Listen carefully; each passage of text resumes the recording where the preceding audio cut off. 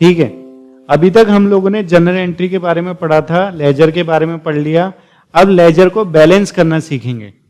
General entry में क्या होता था, जैसे कि पहली एंट्री होती थी cash account debit to capital account,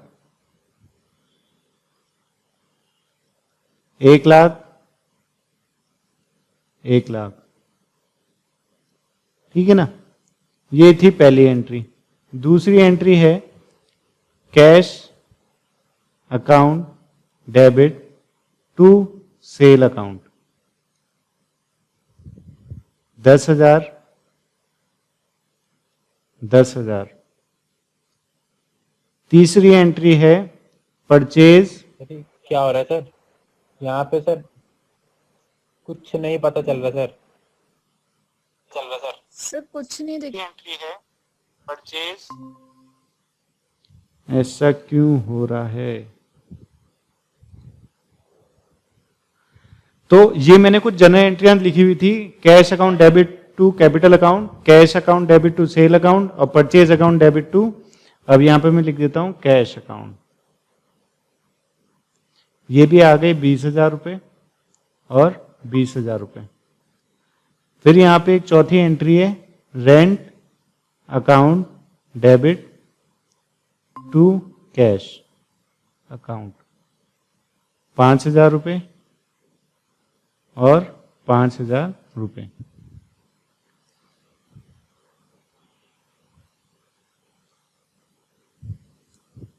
ये 2,000 कर देता हूं, ठीक है। ये जनरल एंट्री हम लोगों ने बनाई। अब इसके बाद हमने इसका लेजर बनाना है, तो सबसे पहले हम देखेंगे कितने लेजर बनेंगे। तो हमने कहा ठीक है लेजर बना लेते हैं। कितने हैं? 1 2 3 4 5, ठीक है ना, 5 लेजर बनेंगे। तो सबसे पहले हम किसका लेजर बनाएंगे? कैश का लेजर बनाते हैं। तो हम बनाते हैं वही कैश का लेजर। तो यहां लिखेंगे कैश अकाउंट, ये हमने कैश अकाउंट लिखा। यहां पे आ जाएगा हमारा डेट, पर्टिकुलर अमाउंट, मैं शॉर्ट फॉर्म में लिख रहा हूं, आप नहीं लिखेंगे, और डेट पर्टिकुलर अमाउंट, ठीक है।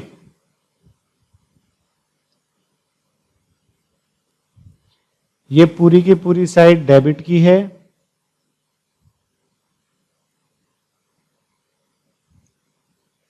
और ये पूरी की पूरी साइड क्रेडिट की है। ये है डेबिट और ये है क्रेडिट। अब हम देखेंगे किन किन जनरल एंट्री में कैश है। तो हम देखते हैं किन किन जनरल एंट्री में है। इसमें है, इसमें है, इसमें है, इसमें, यानी कि सभी एंट्रियों में कैश है। अब हम देखेंगे कैश कहां है हर एंट्री में, ठीक है ना। अब हम देखेंगे कैश कहां है हर एंट्री में। तो सबसे पहली एंट्री जो है उसमें हम देख रहे हैं कैश है डेबिट में, cash account debit to capital. तो कैश कहां है? डेबिट में है, तो डेबिट साइड ही एंट्री लिखेंगे। और किसकी वजह से है? कैपिटल की वजह से है। तो यहां पे हम लिख देते हैं टू कैपिटल।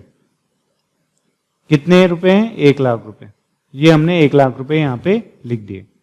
अब दूसरी एंट्री देखते हैं। यहां पे फिर से कैश कहां है? डेबिट में है, cash account debit to sale account. तो कैश है डेबिट में, तो कैश है डेबिट साइड में, यानी कि इस साइड हम लिखेंगे। और क्या लिखेंगे? To sale account. क्यों? क्योंकि कैश है डेबिट में, किसकी वजह से? सेल की वजह से। तो हम यहाँ सेल लिख देते हैं, और जितने अमाउंट है वो 10,000 हमने यहाँ पे लिख दिया, ठीक है। अब तीसरी एंट्री देखते हैं। तीसरी एंट्री में देखेंगे कैश कहाँ है? कैश है क्रेडिट में, यानी कि कैश है क्रेडिट में, तो क्रेडिट साइड लिखेंगे। तो एंट्री क्या है? Purchase account debit to cash account. तो अब जब ये इस साइड है तो कैश है क्रेडिट में, किसकी वजह से? परचेज की वजह से। तो मैं यहां लिख देता हूं बाय परचेज, ठीक है ना। अब ये कितने रुपए हैं? ये हैं 2,000 रुपए। तो यहां पे मैं लिख देता हूं 2,000। इसके बाद ये लास्ट एंट्री है जिसमें कैश है, वो है rent account debit to cash. तो यहां पे फिर से कैश है क्रेडिट साइड, इधर साइड में है, तो किसकी वजह से है? रेंट की वजह से। तो यहां पे मैं लिख देता हूं बाय रेंट। कितने रुपए हैं? 5,000 रुपए हैं। ठीक है, अब ये हमने यहां लिख दिया। अब ये जब यहां पे हमने लिख दिया है, अब ये तो हो गया, हमने अमाउंट लिख दिया। अब हम देखना चाहते हैं हमारे पास कैश बचा कितना। देखो ये पैसा जो है, ये पैसा हमारे पास आया है। देखो कैपिटल है 1,00,000, 1,00,000 रुपए बिजनेस के पास आई, सेल करी तो 10,000 रुपए आया, तो कैश आया है। और ये है परचेज और रेंट, इसकी वजह से हमारे पास से पैसा गया है। ठीक है ना, क्रेडिट मतलब जाना, डेबिट मतलब आना। ठीक है, अब हम क्या करेंगे? टोटलिंग करेंगे कि भाई हमारे पास कितना पैसा आया था, कितना पैसा चला गया, और अब हमारे पास कितना पैसा बचा है, ये पता करना है। तो सबसे पहले हम करेंगे टोटलिंग। अब ध्यान से देखना, यहाँ पे कंफ्यूजन बहुत होती है। तो टोटलिंग करने के लिए सबसे पहले हम देखते हैं, दोनों साइड का टोटल करते हैं एक अलग जगह पे। यहाँ पे मान लेते हैं मेरे पे एक रफ जगह है, तो मैं यहाँ पे टोटलिंग कर देता हूँ। तो डेबिट साइड का टोटल, ये है डेबिट साइड और ये है क्रेडिट साइड। ठीक है ना, तो डेबिट साइड का टोटल कितना है? 1,00,000 और 10,000। तो डेबिट साइड का टोटल है 1,10,000 रुपए, वो यहां मैंने कर दिया। ठीक है, और क्रेडिट साइड का टोटल है कितना? 5 और 2 7, यानी कि 7,000 रुपए। अब हम देखेंगे ज्यादा किस साइड का टोटल है। तो यहां पे देखा हमने कि ज्यादा है डेबिट साइड का टोटल। तो जो फाइनल यहां पे जो नीचे अमाउंट आएगा, वो दोनों जगह 1,10,000 रुपए ही आएगा। तो यहां पे हम लिख देंगे 1,10,000 रुपए, और इस साइड भी लिख देंगे 1,10,000 रुपए। ठीक है, ये हमने लिख दिया। अब इसके बाद यहां पे क्रेडिट में है 7,000 रुपए, तो ये है 5 और 2 7,000 रुपए, और यहां हमने नीचे लिख रखा है 1,10,000 रुपए। तो भाई ये दोनों मैच तो कर नहीं रहे, है ना। हमने क्या देखा है जनरल एंट्री में कि डेबिट और क्रेडिट हमेशा मैच करते हैं, पर यहाँ पे तो डेबिट साइड है 1,10,000 रुपए और क्रेडिट साइड है हमारी 7,000 रुपए, तो ये दोनों तो मैच ही नहीं कर रहे हैं। तो मैच करने के लिए हम क्या करेंगे? जितनी कमी पड़ रही है वो हम देखेंगे। ठीक है, तो बैलेंस करना पड़ेगा। तो 1,10,000 है, ये दोनों 7,000 हैं, तो कितनी की कमी पड़ रही है? 1,03,000 रुपए की। अगर मैं इसमें 1,03,000 और जोड़ दूं तो यहां पे ये आ जाएगा 1,10,000 रुपए हो जाएगा।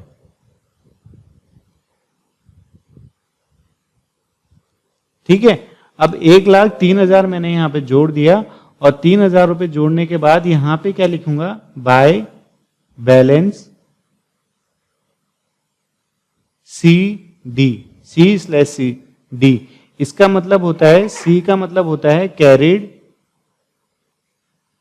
और डी का मतलब है डाउन, यानी कि कैरी डाउन। ये बैलेंस हम आगे लेके जा रहे हैं।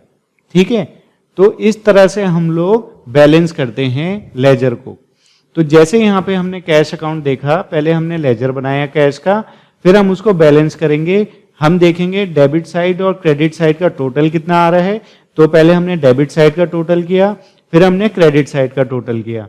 जो भी ज्यादा अमाउंट आएगा, जिस भी साइड का अमाउंट ज्यादा आएगा, उस साइड हम लिखेंगे, उस साइड का अमाउंट हम दोनों साइड लिख देंगे। जैसे कि इस बार इस वाले इस केस में ये डेबिट साइड का टोटल ज्यादा आया है, तो हमने दोनों साइड लिख दिया। फिर अब इस साइड कमी पड़ रही थी, मतलब सर जी CD कैरी डाउन यहां लिखा हुआ है। ओके सर, ठीक है, ये लिखा है कैरी डाउन। अब जिस साइड का टोटल ज्यादा है वो साइड हम दोनों के बैलेंस में लिख देंगे, और फिर जितना कमी आएगी, जिस साइड कमी पड़ रही है उस साइड हम देखेंगे कि कितने की कमी पड़ रही है, और वो अमाउंट वहां पे लिख देंगे, ताकि ये 7,000 भी उसमें जोड़ दें और 1,10,000 रुपए ये भी बैलेंस हो जाए और ये भी बैलेंस हो जाए। ठीक है ना, तो यहाँ पे 1,03,000 रुपए की कमी पड़ रही थी, तो हमने यहाँ पे 1,03,000 रुपए लिखा, और किस नाम से लिखा? By balance carried down. ये जो बैलेंस है हम आगे लेके जा रहे हैं। अब आप खुद सोचो, 1,10,000 रुपए आपके पास आए, कैपिटल से बिजनेस के पास 1,00,000 रुपए आया, और सेल करी उससे भी 10,000 रुपए आ गए, तो पैसे टोटल कितने आ गए? 1,10,000 रुपए आ गए। उसमें से 7,000 रुपए खर्च हो गए और 1,03,000 रुपए, अब 3,000 रुपए अब बच गए। ये पैसा हम अगले महीने अब ऑफिस में फिर से लगाएंगे। ठीक है ना, तो समझ में आया सागर? सर 1,03,000 बच गए। हाँ, ये देखो ये पैसा आया हमारे पास, कैपिटल से पैसा आया बिजनेस के पास, क्योंकि पार्टनर जो भी बिजनेसमैन होगा उसने बिजनेस में पैसा लगाया 1,00,000 रुपए का, तो उसने 1,00,000 रुपए लगाया, तो देखो यहाँ पे आ गया। सेल करी होगी तो पैसा आया होगा, तो यहाँ पे आ गया, है ना। तो टोटल हमारे पास कितना, समझा दोगे जी प्लीज? एक और बार हाँ मैं समझा रहा हूँ, दोबारा समझा रहा हूँ, ठीक है ना। सर मैं ट्राई करूँ एक बार? एक सेकंड पहले मैं पूरा समझा देता हूँ, फिर जिसको अपने विचार रखने होंगे वो रख सकते हैं। पहले मैं अपने आप को संतुष्ट कर लूं कि मैंने समझा दिया पूरा। तो इसमें यह है कि आप पहले लेजर बना दिया। अब देखो इस केस में क्या है कि जो भी आपका अमाउंट है ना, जैसे कि यहाँ पे ये है हमारे पास पैसा आया, डेबिट साइड से पता चलता है पैसा आया, और क्रेडिट साइड से पता चलता है हमारे पास से पैसा गया। तो यहाँ पे हम देख रहे हैं कैश आया है डेबिट में, तो यहाँ पे कैपिटल है और सेल है। बिजनेसमैन ने बिजनेस में पैसा लगाया तो 1,00,000 रुपए आ गए, बिजनेसमैन ने बिजनेस में सेल करी तो उसको 10,000 रुपए आ गए, तो यहाँ पे टोटल हो गया 1,10,000 रुपए, ठीक है। अब उसने कुछ क्वेश्चन है यहीं पे, हाँ डीआर तो हमेशा ज्यादा ही रहेगा कंपेयर टू सीआर। ऐसा जरूरी नहीं है, जरूरी नहीं है सर, क्योंकि डीआर में कैपिटल लगती है। अगर कैपिटल मतलब मान लो 1.5 लाख है, हाँ, ये कैश के केस में ही होगा, कैश के केस में नहीं होगा। नहीं, सिर्फ कैश अकाउंट के केस में ही होगा, कैश के लेजर में ही होगा, और किसी में नहीं मैं होगा। वही बोल रहा हूँ, क्योंकि आगे तो वही रहेगा ना कि क्या बोलते हैं, जो भी रहता है। हाँ। लेकिन कैश के केस में सीआर ही होगा ज्यादा, डीआर कैपिटल आ जाएगा, कैपिटल पहले जाएगा। हाँ सर हाँ तो ये चीज पता रहेगी सर। हाँ पूछो। सागर कैन आई स्पीक? सर एक क्वेश्चन था कि लाइक अगर सीआर की साइड ज्यादा आया तो तब हम हाँ क्या अभी बता रहा हूँ, वो भी बता रहा हूँ, दोनों केस बताऊंगा, ठीक है। तो यहाँ पे हम लोगों ने पहले करना है, माइक ऑफ कर लो प्लीज। तो यहाँ पे हम लोगों ने क्या करना है कि जो भी दोनों साइड देखेंगे, है ना, 1,10,000 रुपए आए, उसमें से हमने 2,000 रुपए की परचेज कर ली और 5,000 रुपए हमने रेंट दे दिया। अब हमारे पास कितने रुपए बचे? 1,03,000 रुपए। तो देखो अभी तक मैं आप लोगों को क्या बता रहा था, जनरल एंट्री। जनरल एंट्री में क्या था कि एक जो बिजनेसमैन है एक दिन में कई सारी जनरल एंट्री कर लेता है, कई सारे ट्रांजेक्शन करता है। अब उसको अगर मैं बोलूं भाई रेंट मैंने कितना दिया था, तो कैश में कितनी बार मैंने रेंट दिया है ये बताओ, तो वो क्या करेगा, उतना बड़ा रजिस्टर उठाएगा, हर जनरल एंट्री चेक करता रहेगा। तो ये सब दोबारा दोबारा ना करना पड़े, तो इसलिए उन लोगों ने क्या किया, एक कैश का खाता ही बना दिया, कैश अकाउंट बना दिया, जिसमें उनको अब देखो ज्यादा देखना ही नहीं पड़ेगा। उन्होंने कहा कैश का अकाउंट है, रेंट कैश में दिया था ना, तो कैश के अकाउंट में देख लेते हैं कि भाई वहां रेंट होगा। तो यहाँ पे जैसे ही हमने कैश अकाउंट देखा तो हमें सामने दिख गया कि रेंट दिया था भैया 5,000 रुपए रेंट दिया था आप लोगों ने, ठीक है। अब ये वही है, इधर से टोटल जितना पैसा आया हम लोगों ने 1,10,000 रुपए आया, उसमें 2,000 रुपए की हमने कुछ खरीद लिया सामान, 5,000 रुपए का रेंट दे दिया। अब हमारे पास कितने रुपए बच गए? 1,03,000 रुपए बच गए, और बाय बैलेंस कैरिड डाउन 1,03,000 रुपए। अब इन केस यहां पे अगर मैं एक खाता बनाऊं सेल का, या सॉरी कैपिटल का खाता बनाता हूं, क्योंकि कैश के बाद कैपिटल है, ठीक है ना। कैपिटल अकाउंट मैंने बनाया, तो कैपिटल अकाउंट जब मैं बना रहा हूं तो इसमें क्या होगा, कैपिटल कहां जा रहा है, यहां सबसे पहली एंट्री है capital, cash account debit to capital account. तो कैपिटल अकाउंट कहां जा रहा है? क्रेडिट में जा रहा है। किसकी वजह से जा रहा है? कैश की वजह से जा रहा है। तो कैपिटल अकाउंट के लेजर में हम क्या करेंगे, कैपिटल अकाउंट के लेजर में हम यहां पे लिखेंगे बाय कैश 1,00,000, ठीक है। अब कैपिटल और कहीं तो आ नहीं रहा, बस एक ही जगह एक ही बार आया है और तो कहीं आया नहीं है, तो अब इसकी एंट्री तो खत्म, ये इतना ही आएगा। हाँ मैं वही बोल रहा था, क्योंकि कैश और कैपिटल तो एक ही होता है ना। हाँ पूरी में कैश और कैपिटल होते हैं सिर्फ जो बराबर होते, तो मैं वही बोल रहा था कि कैश और कैपिटल में ही होगा। ऐसे कि अगर जब कैपिटल वाला तो कैपिटल में जाता होगा सीआर में, हाँ, जब कैश वाला फेस आएगा तो डीआर में होगा। बिल्कुल ठीक है। तो यहाँ पे भी वही हुआ है, कैपिटल अकाउंट हमने जब बनाया तो यहाँ पे अब क्रेडिट साइड जो है वो ज्यादा आ गई, ठीक है ना, और डेबिट साइड में तो अब अमाउंट ही नहीं है कुछ। तो अब इसमें क्या किया जाए, हम इसमें भी वही करेंगे, पहले बैलेंस करेंगे 1,00,000 इधर, ठीक है ना, इधर भी हम लिखेंगे 1,00,000, ठीक है, और यहाँ पे लिख देंगे बाय बैलेंस। यहाँ पे बाय साइड नहीं है, ये टू साइड है, तो यहां पे हम लिखेंगे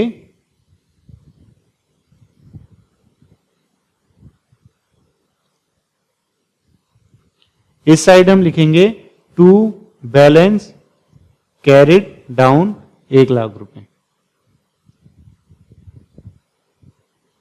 ठीक है, तो इस तरह से कैपिटल अकाउंट। अगर कभी भी ऐसा होता है कि क्रेडिट साइड ज्यादा है तो हम डेबिट साइड में बैलेंस निकालेंगे, और अगर कभी ऐसा होता है कि डेबिट साइड में बैलेंस ज्यादा है तो बैलेंस किधर साइड आएगा, क्रेडिट साइड आएगा। तो ये आप क्वेश्चन जब देखोगे तो उसमें आप लोगों को पता चल जाएगा। तो ऐसा नहीं है, अगर डेबिट साइड ज्यादा है तो क्रेडिट साइड में आएगा बैलेंस, और अगर क्रेडिट साइड ज्यादा है तो बैलेंस किस साइड आएगा, डेबिट साइड, क्योंकि कमी इसी साइड आएगी। तो इसको कहते हैं बैलेंस करना। फॉर एग्जाम्पल, अगर आपकी दोनों जेब हैं, आपके पास जीन्स है, पैंट है, कुछ भी है, कोट पहन रखा आपने, तो आपके पास पॉकेट है, ठीक है ना, आपके पास साइड में 2 पॉकेट हैं, एक पॉकेट में आपके पास 100 रुपए हैं और एक पॉकेट में आपके पास 50 रुपए हैं। अब आपसे ये बोला जाए कि दोनों पॉकेट को बैलेंस करना है, ठीक है, तो एक पॉकेट आपकी डेबिट है और एक पॉकेट आपकी क्रेडिट है। तो ऐसे केस में क्या होगा,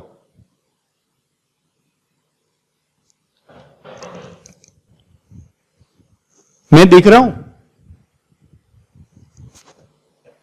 हेलो,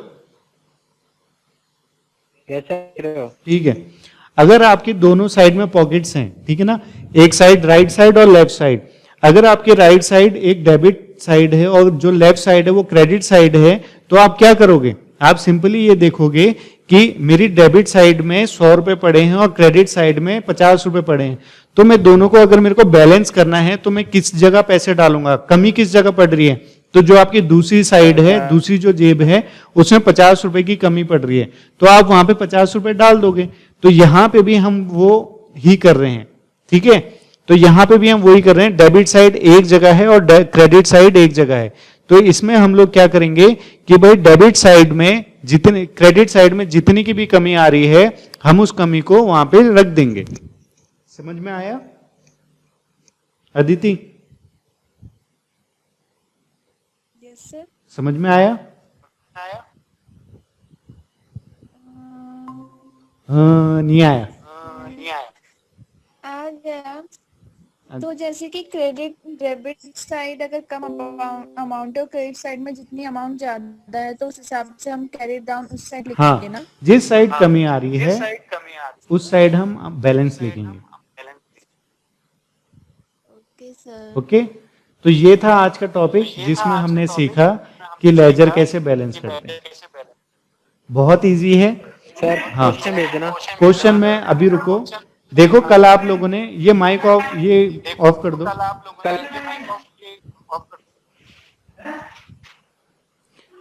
कल जो आप लोगों ने क्वेश्चन किया था,